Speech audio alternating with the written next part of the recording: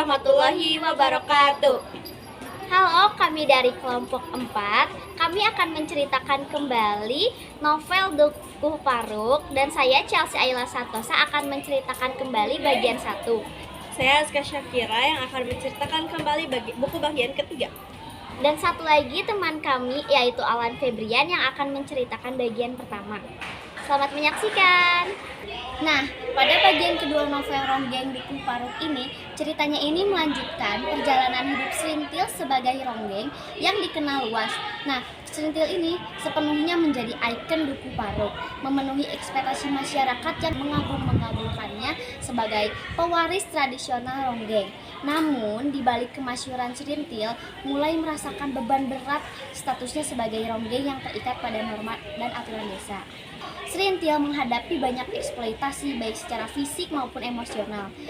Profesi ronggeng ini dianggap sebagai sakral karena di Dukuh Paruk ini ternyata memojokkan Serintil ke dalam kehidupan yang seringkali membuatnya ini kehilangan kehidupannya, kehilangan tubuhnya, dan ia tuh kerap dimanfaatkan oleh kalangan laki-laki kaya yang berpengaruh, menjadikannya simbol kuasa sebagai alat pelestarian tradisi.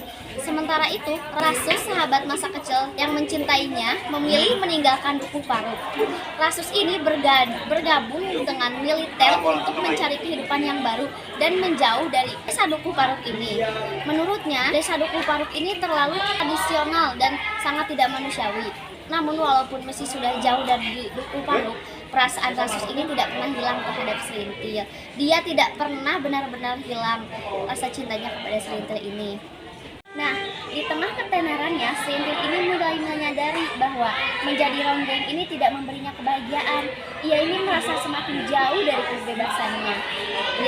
Dia terjauh dari cinta sejatinya, kebebasannya, bahkan cita-citanya.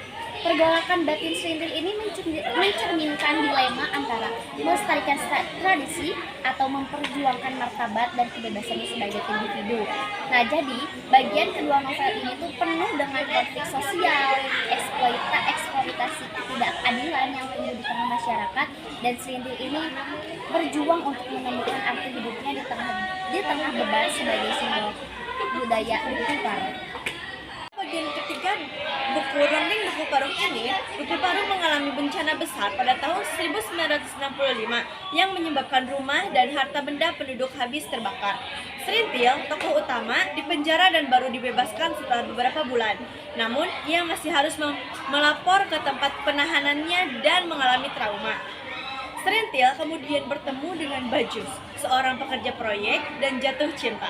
Namun, Bajus ternyata menawarkan Serintil kepada bosnya, menyebabkan Serintil mengalami kekecewaan yang mendalam dan akhirnya lupa ingatan. Rasus, seorang pemuda yang peduli dengan Dukuh Paruk, membawa Serintil berobat ke dokter jiwa. Ia juga tekad untuk membawa Dukuh Paruk menjadi lebih baik. Nah, mungkin segitu saja yang bisa kelompok 4 sampaikan. Mohon maaf jika ada kesalahan.